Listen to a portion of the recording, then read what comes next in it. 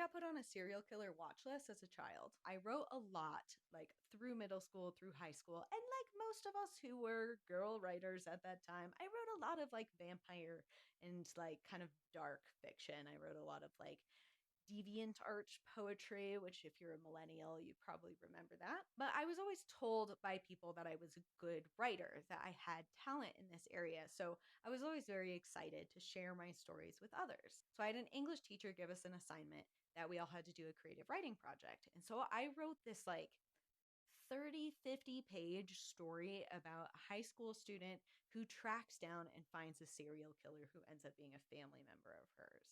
And the POV of the story was the girl who was like the detective and she was like overtaking the serial killer, right?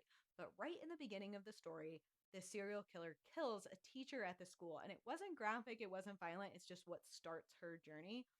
And when I asked my teacher, like 3 weeks after I give him this assignment, hey, have you read it yet? He was like, no, I actually stopped when you killed the teacher. And by the way, I've reported you to the school as a potential threat. So, anyway, I stopped sharing my writing a lot after that. And it really shows you the power of a teacher because it kind of derailed my writing for many, many, many years after that.